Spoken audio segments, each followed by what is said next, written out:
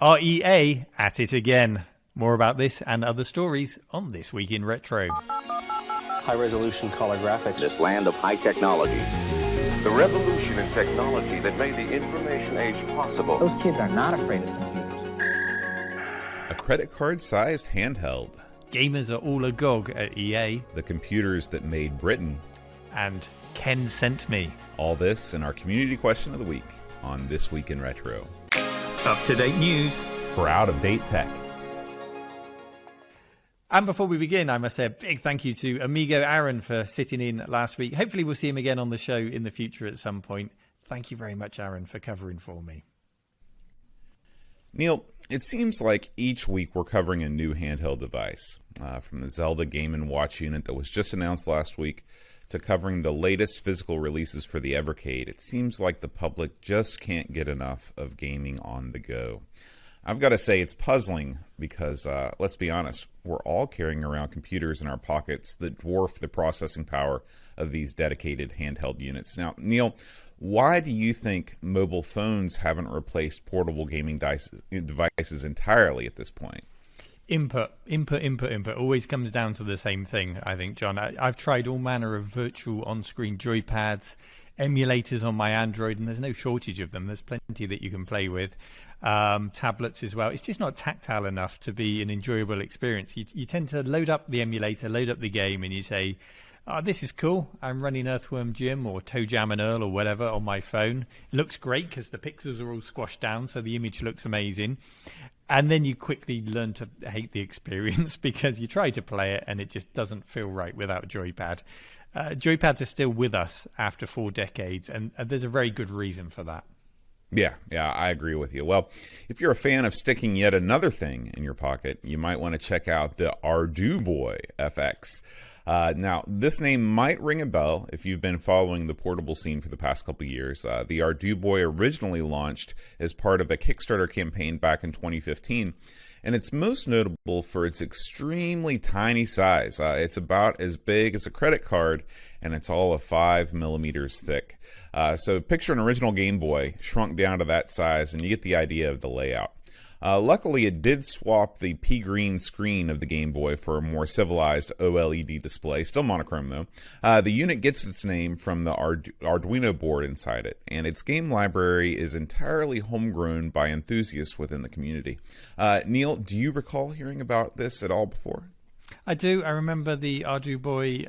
If you take a look at it, your first impressions will probably be that, yeah, it's a nice, cute-looking handheld. It's small. It's borderline too small to be usable just looking at it. But I think it just scrapes in there. When you do see the images of someone holding it, you can see, okay, you've just got enough room for your thumb to use the D-pad and the button. So it just scrapes in. You wouldn't want anything smaller, I don't think. I don't see how you could. Yeah. You say it's got the monochrome OLED display, which is super bright. So we're nowhere near the original Game Boy territory. This is a different level there. And it's open source, which is really nice. And when it was kickstarted it was in 2019, it was under $40 to back and get hold of one physically, which is a super low price. Very low cost, community driven. And lots of people got on board because this thing raised over $430,000 on Kickstarter. So this was a popular thing. The demand was such. So it really did do well. Yeah, in the new Arduboy FX, they don't want to fix what's not broken. It keeps the same form factor, still looks like a little tiny Game Boy, still has the 8-hour battery life just like the original. And looking at the documentation on the website, it's really designed just as much for people to learn about coding games on the platform as it is about playing the games themselves, which I think is pretty admirable.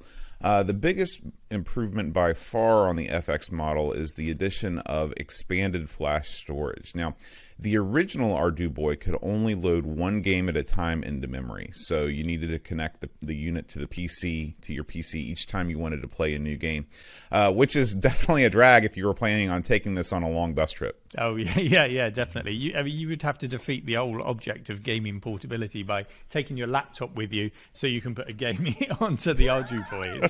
It's crazy. It is. Now, I couldn't help but make the connection when I saw this pop up on the news feed with another upcoming upcoming handheld that's gotten a lot of press. This is the Playdate.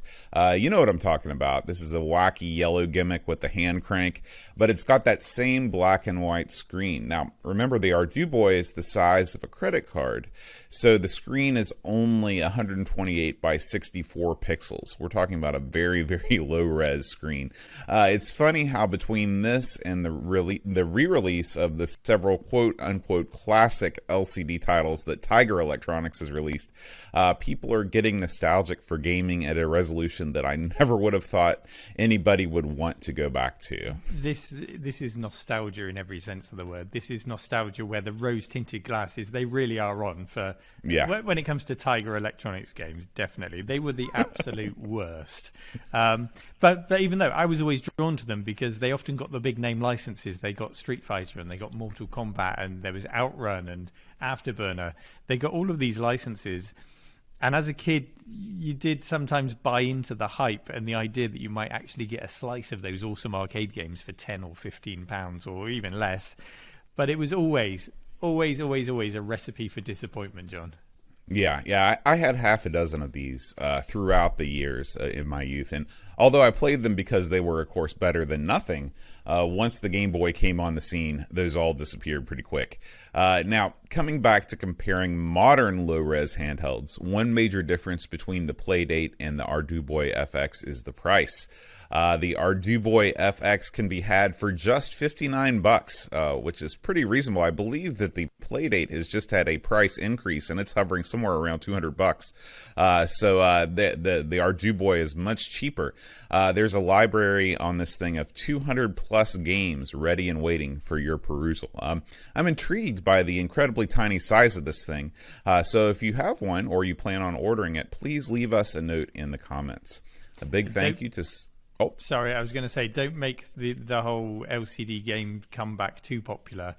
We don't want it so popular that Tiger start making these things again. That would be my worst nightmare. Tiger, well, they have re-released some of their classic titles, but can you imagine? Yeah, and so who knows? Maybe they're going to start a new line based on, I don't know, the new Avengers movie or whatever. It's hard to say, but I mean, you say they disappeared pretty quickly after the Game Boy, but I remember there were still things like Virtua Fighter Tiger devices in the mid-90s. They did keep dripping them out. They disappeared from my pockets, but Tiger continued on for it because it's hard to pass up that that $10 to $15 price point when you see it in the store. And just like you said, you're like, well, maybe this is the one that turns it all around for Tiger. And of course, it never was. But a big thank you to subreddit member RetroHackingMod2 for suggesting this story to us.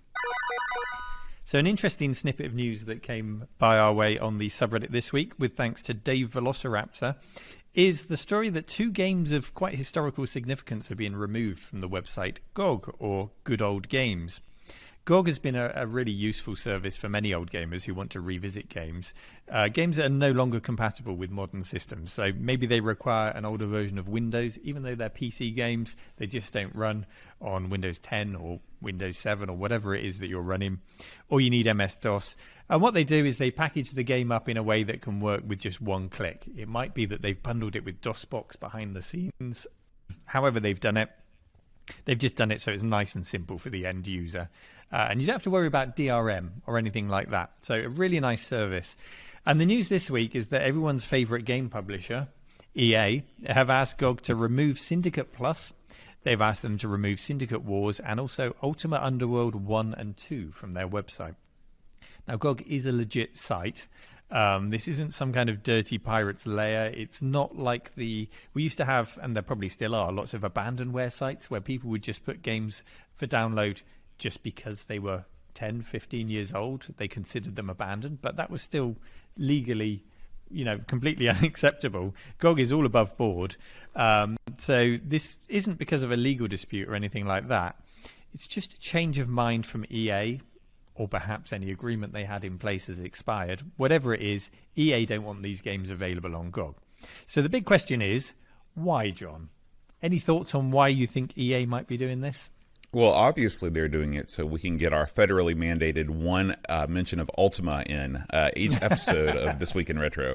But apart from that, Neil, a wise man once told me that the answer to all of your questions is money. Something tells me EA is gearing up for a re-release of some of their classic IP, possibly with minimal improvements and maximum markup.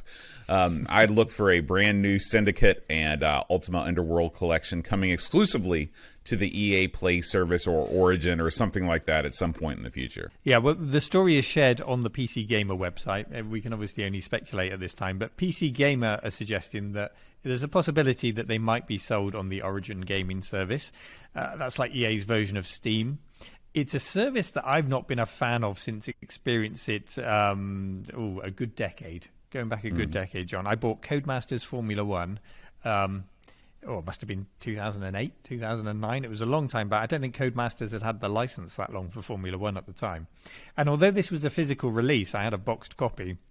I could only play the game if I was online, and that included the single-player mode.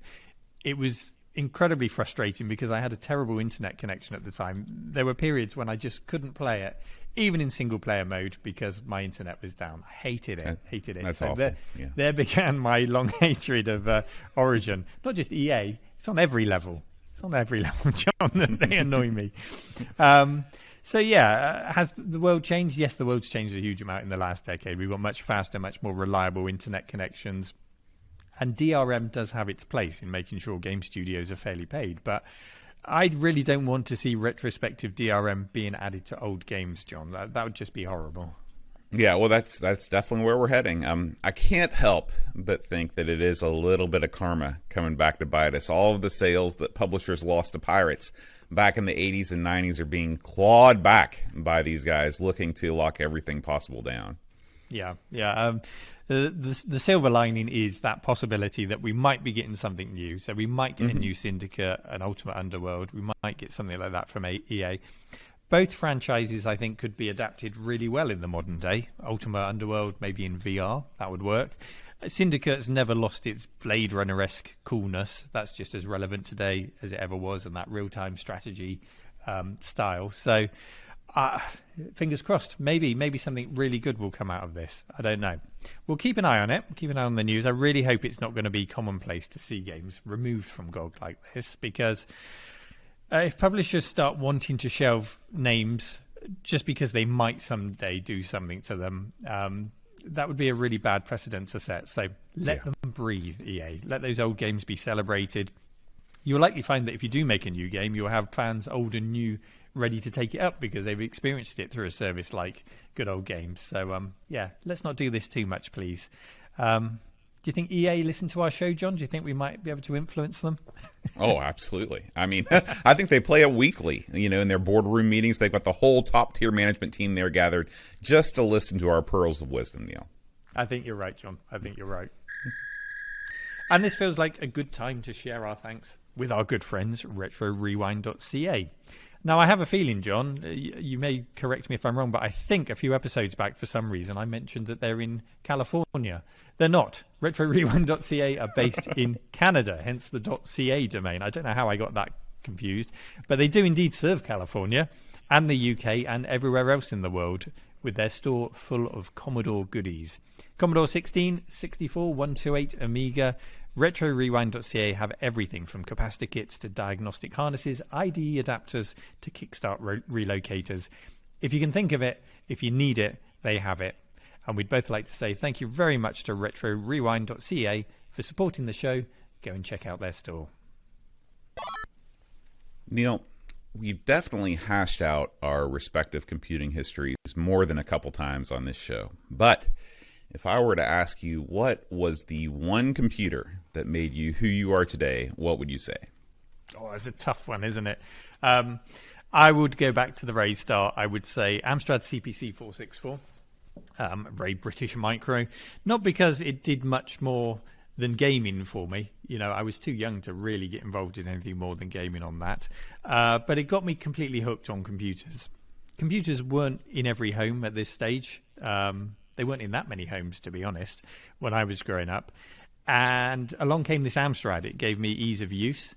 In fact, it gave my dad ease of use because he could go into a store and he could understand it and he could bring it home and set it up for me to use first time around. The Amstrad had one plug on it. It was that easy to power up, plug in and set up. So, it came into our home. if it wasn't for that Amstrad, which I got completely addicted to, who knows? It might have been a guitar. It might have been painting. I might have found something else instead. You might not have wasted your life, Neil. I might not have wasted my entire life, John. Damn you, Amstrad. But it wasn't a given back then that you would grow up to become an adult with any exposure to computers or any computer skills whatsoever. In fact, it really surprised me when I first got into my first job how many people were computer illiterate. And that's when I realized that I didn't have an super unusual upbringing, but I had a lucky upbringing in that I had access to computers from such a young age, and it all started with that Amstrad. Yeah. It's tempting for me to go the retro route too and give the answer of my first computer, my Atari 1200 XL. But in reality, I think the computer I used the longest and that had the most impact on my life was actually much, much later. It was probably a G4 iBook from around 2003 or so. I bought it right after I graduated from college, right after I started working at an Apple store as a part-time job to supplement my meager wages as a public school teacher. And it was really the first computer that I fell in love with, and I used extensively for non-gaming stuff. Up until this point, I sort of used computers as just an extension of my console gaming habit. I mean, I typed papers on PCs growing up for school and stuff, but the iBook was the first computer that I used to do stuff like edit video and create music and record my first podcasts on. So this was back when Apple first introduced the iLife suite of applications. And for somebody that never grew up with Photoshop or a video toaster on the Amiga or something like Pro Tools, having all of these applications come with the computer, for me anyway, made the computer exactly what the marketing people at Apple said it would be, a digital creative hub. Mm-hmm. So were you a genius then when you worked at the Apple store? No, I was not a genius. I was a mere specialist, Neil, a mere specialist. How does it work then? Is that top tier then, genius? Specialists work the floor. We're the salespeople, and we do sort of the group trainings. Geniuses work behind the bar. That's how you know they're important, and they're the ones that do the one-on-one tech support. So wow, the hierarchy of an Apple store. I mean, it's fierce. It's fierce. You think classism is bad as in Britain? It's not. It's not. Visit an Apple store now. Well, I mean, talking about the creative uses of computers, it was around about 2000. I mean, I always dabbled. When I had the Amiga with things like ray tracing and 3D rendering and things like that. But it was around about the year 2000 that I got to start using Adobe products in earnest. And it was because of those Apple computers that the graphic design department where I worked as an IT tech, they had Apples. They insisted on having Apples because up until then, that was the way you did it. Apple had Photoshop. It had, well, you could get it on the PC, but it just worked better on the Apple with those nice processors that they had, the G4s and whatever.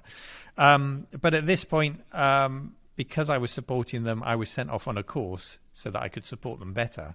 But for some reason, the management sent me on a course on how to use Photoshop and Illustrator and Premiere as a graphic designer, which is fine. You know, the more insights, the better. But it did help me to support it. But I really enjoyed that creative side of it. And I carried on learning those products for my own enjoyment, picking up more Premiere skills later. Skills that I use to this day. So video editing, making logos, designing posters, making the thumbnails that go up on these YouTube videos. It was a really good experience.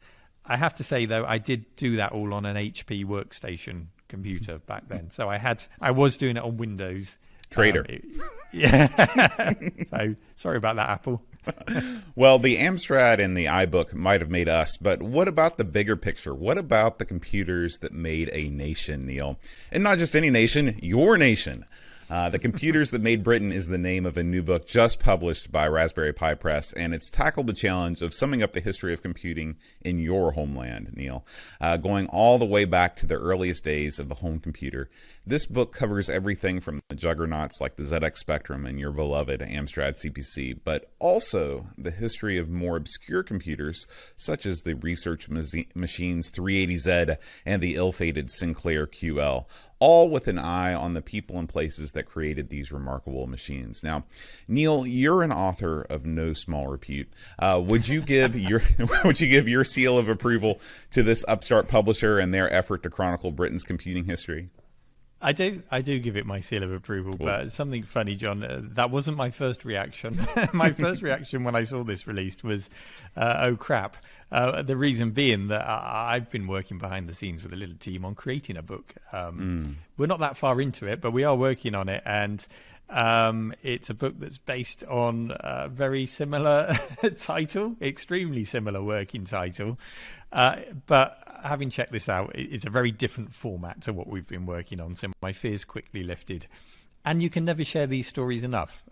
It's been really great seeing the story of British micros escape from our shores over the last couple of decades and be more recognized, whether it's talking about the secret computers that we used for code breaking during the war. It was decades and decades after the war that they became public knowledge, by which time computer history had already been written about first. This was the first digital computer, and this did this first. And then all of a sudden, it had to be rewritten because of the stories from like Bletchley Park were declassified and things like that. So it's great to hear those stories. And then the micros in the 80s, we had such a homegrown micro industry here in the UK. Very different timeline to what the US had with the Apple II and the IBM PC. We had all of these machines, Sinclair, Amstrad, Dragon, all of these machines that we had. And it's just great to see these stories celebrated. You can't see that enough. So yes, absolutely, seal of approval from me. The Computers That Made Britain is available right now for free in PDF, or you can make a donation to the Raspberry Pi Foundation if you choose. It's also available in print for £12 if you'd like the physical version. Thanks to subreddit user Croc Cayman for suggesting this story.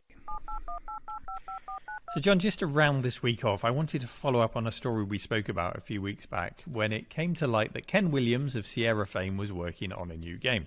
Now, this was big news, a titan in the gaming industry who gave us games like those in the Quest series, that was the point-and-click adventure games, and beyond. Sierra published games like The Incredible Machine, they gave us NASCAR racing, A10 Tank Killer, loads and loads of games. It was a huge business, but of course it's most fondly remembered for those adventure games, I think it's fair to say.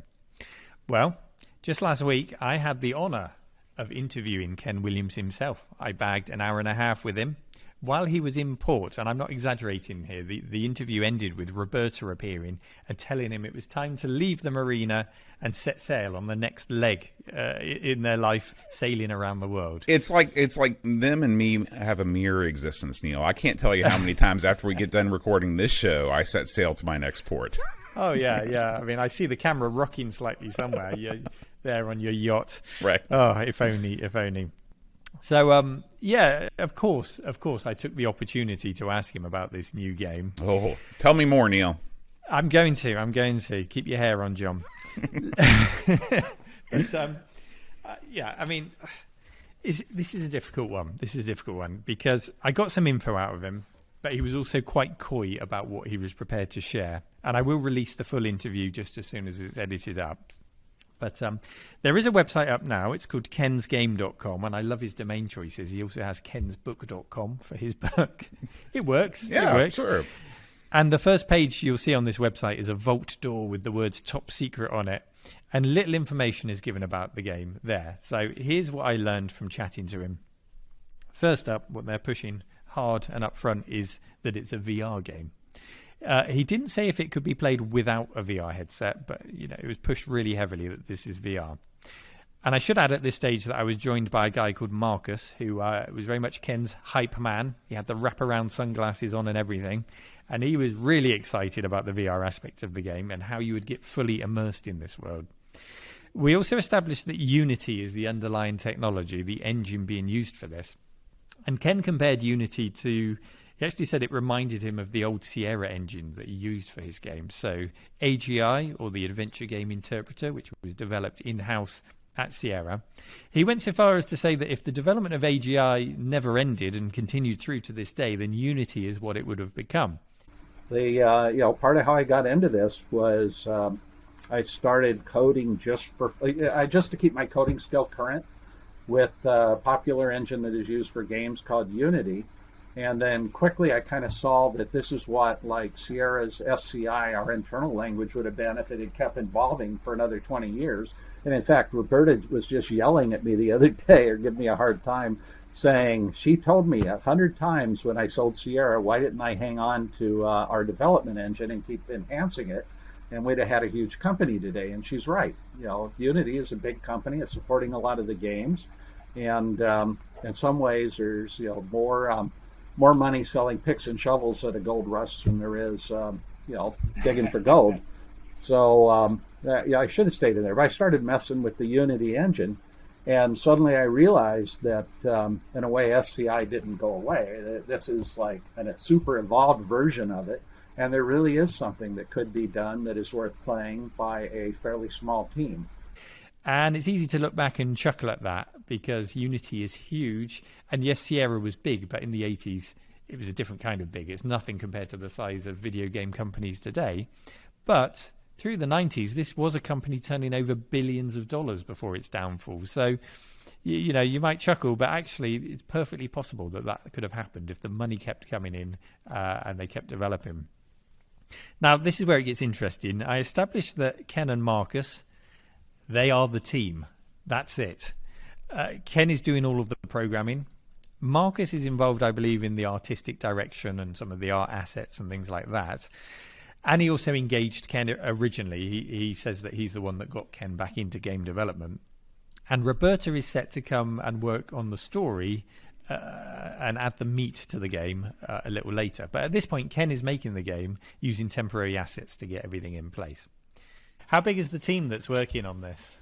Well, you're looking at it. Now, actually, there's one other person who's doing the rollover to VR. But basically, I'm doing 99.9% of the code, and Marcus is doing all the art. That's really nice. So this really is a Ken Williams production. This isn't just you putting your name on something. You're fully involved in this. Oh, absolutely. With when I could free up time to work on it. Even without feature creep, we bought off a big challenge. So we're that's for sure. Yeah, that's definitely a full-time job, and then some. And is Roberta in any way involved in this project? Well, yes. And we'll get more and more involved as we get deeper into the project. So she was the original inspiration, and at this point, I mean, there's really nothing to get involved with. There's a whole lot of code to write and a whole lot of art to do, and then we'll start getting something, and she'll help us turn this big monster into a game that's fun to play. Now, this is where it gets a bit odd. At this point, Marcus said something really interesting. We'd established that it's a VR game. We'd established that Ken was coding it. We'd established that this was all about immersion and all of that, everything that comes with VR. But then Marcus mentioned that Ken's never put on a VR headset. Odd. Yeah, it kind of begs the question, how is Ken programming a VR game with no VR? I know it's all possible to do this in Unity, and you can do it just on your monitor, and you can move around with your mouse. But there must be a certain amount of testing required in VR. I feel like I nearly got more info out of them on the style of the game. Either that or they were just toying with me. And having spoken to them, my instincts are that this is going to be a medieval-style game that nods to King's Quest. They don't have the rights to that name, so it can't actually be a King's Quest. But it would seem sensible to tap into that heritage of Ken's gaming background. And the website does say that it will be an adventure game, so we know that much. So I'm guessing, in fact, I'd put money on it being a King's Quest-style game. Okay. So how long has it been since Ken actually coded a game, Neil? Well, this is the thing. As Sierra got bigger and bigger in the 80s, Ken spent more time flying around the country, checking product, managing people, dealing with investors, everything but sitting in a back room coding games.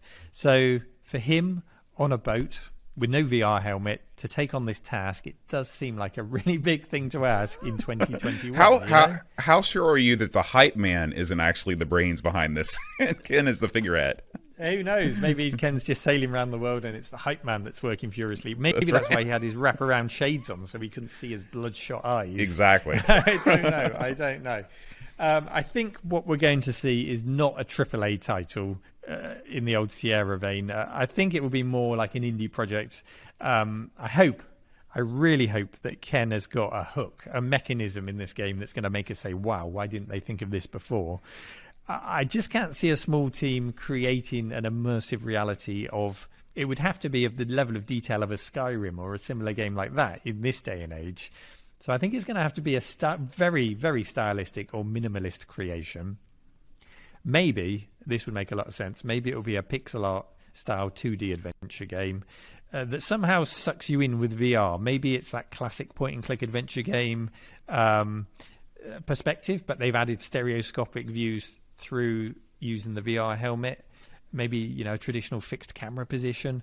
I don't know. I'd be pretty cool with that. If Ken could come up with that and you could play a King's Quest style game with a VR helmet in and you've just got depth and a nice nostalgic pixel art style, that would work. But that's still not an easy thing. If you're going to implement pixel art in VR, it still takes a lot of artistic direction and effort. It goes way beyond just a guy being able to code. It needs a lot more than that. I don't know, John. Those are my instincts. What are your instincts after what I've shared with you? Yeah, I just think that whenever you're coding in VR, you're introducing a whole different magnitude of challenges for somebody trying to code a game on their own or as part of a small team. I mean, I wish him the best, and I hope he's able to achieve what he's after without having to cut too many corners to make the game VR ready. But I'm not fully optimistic that this thing is going to pan out in the way that he wants it to, unless he starts spending money to do things like, product testing, because VR, again, you're dealing with just the human brain being to not get sick when you're inside one of these experiences. And I think that a big part of any game is just, unleashing it upon testers and letting them experience the game and say, does this game make you physically ill or not? And if you're doing that on your own, that's a tall ask for sure. And how can you truly tell if the VR is making you sick or not if you're testing it on a boat? Oh, good point. Good point. If indeed he does test it on a boat. I did sign up to become a beta tester on the website. You can click there. And when you sign up, I think it says we're looking for about 20 testers, which again doesn't seem like any amount at all. 20 people testing a new game. Seems like that would suggest it's going to be quite a simple game, but we'll see. We'll see how it pans out. If you are selected as a beta tester, you'll probably be put under NDA. So this will be the last time that we'll hear about this story until it's released. But when it's all released, you can give us the full inside scoop on what happened there, Neil. It is hoping. Watch this space. I'm excited. I am dubious, as I've explained, about what we're going to get. But my goodness, if this comes to fruition, and I hope it does, and Ken stuns us with something we've always wanted and didn't know we always wanted, then I'll be a very happy man. I should add that none of this has been kickstarted or crowdfunded or anything like that. Nobody's parted with any cash at this point, so nobody's really got anything to lose. So that's always a positive thing. Yeah. The full interview will be on my channel in the next couple of weeks, so look out for that. We'll get an insight into Ken's history, a good hour of chat about his history before we get on to talking about the new game. And then I'd love to hear your thoughts about what they say, and particularly about the hype man. He's a great hype man. You want him on your team. Neil, last week's community question of the week was, what would your dream retro computer museum contain? What a question. What a great question. Ooh. And we got some great answers. So we're going to start things off here with Pajako 6502. And this is something that I'm sure that a lot of British computer users will share. He says he wants a copy of Mire from Ultimate Play the Game. He says, after all these years, I seriously doubt it ever existed, despite rumors saying it was complete and never released. But man, what a find that would be. Yeah, nice display, the game. Maybe the design documents spread out around it in a nice glass case. That would be wonderful. Yeah. Yeah. User I Got Zero Budget says, I feel like I'd want an Elite exhibit where all the systems Elite was ever released on are set up and playing the game accessible for the public to enjoy. You could kind of do something like that over at the Cave, couldn't you, Neil? I mean, I wouldn't want it to be a permanent feature here, but Sure. I could certainly have an Elite weekend or an Elite month where people could do that. Elite was a wonderful game. It made a huge impact at the time, but to expect someone to pay for a ticket and come and spend a whole day playing nothing but the original Elite, I think it's a big ask. I don't know. What do you think, John? Well, I mean, it would. You talk about an Elite month or an Elite weekend. I mean, this could be an Elite couple hours. You could set it up. You could have Elite running on all your computers, take a couple pictures, have a wonder about, look at how the differences are, and then just shut everything down and be like, well, that was fun. But it is, I always like to see the differences on games that are released on so many different platforms, you know, see the differences in performance, whether you're using polygons or wireframe graphics in the case of Elite. So it would be a neat thing to see for a short period of time, for sure. As an idea, it's mostly harmless. Yeah. And Croc Cayman finally says, Ridge Racer full scale, an actual Mazda MX-5 car with a triple wide projected screen in front. This is a real thing. This is a real arcade cabinet. This is not a pipe dream. Oh. I never got to see one in the wild. There is one up in Blackpool, I believe, but whenever I see pictures of it, the screens look incredibly faded. It doesn't look like you're going to get that full original experience. But yeah, this was a thing. It was a full-on Mazda MX-5, or whatever they call that car in Japan. I think it has a slightly different name. And you could sit in it and you could play Ridge Racer. Yeah. I'm not sure how I'd get it up the stairs if I wanted one, but I would love maybe set it up in the car park. Cut a hole in the roof and have it craned in. That's how you'd have to do it. You could easily create something similar with a projector and a nice sitting chair and steering wheel and pedals. I think a lot of people would really enjoy that. Yeah. Well, Neil, you're building your own dream computer museum as we speak, so you'll be able to answer this question in full and in just a couple of weeks when your museum is finally ready to go. A couple of months. Give me a couple of months. Okay. Pushing it with a couple of weeks, John. We'll get there. All right. This week's community question of the week is, what computer made you? So please post your responses in the subreddit, and we'll read the top 3 most upvoted responses on the air next week. This Week in Retro was presented by Neil from RMC and John Shawler. It was produced by me, Duncan Stiles. The podcast version of the show is available through your favourite podcaster, including Apple Podcasts and Spotify, and the video version is available on the This Week in Retro YouTube channel. Join our community subreddit at r/thisweekinretro to suggest and vote on stories we cover on the show. If you watch This Week in Retro on YouTube, please give us a like and subscribe to help us reach new viewers. If you'd like to support the show, please check out the links to our Patreon and Coffee pages in the show notes or in the YouTube description. Thanks for listening, and we'll see you next week for more up-to-date news for out-of-date tech.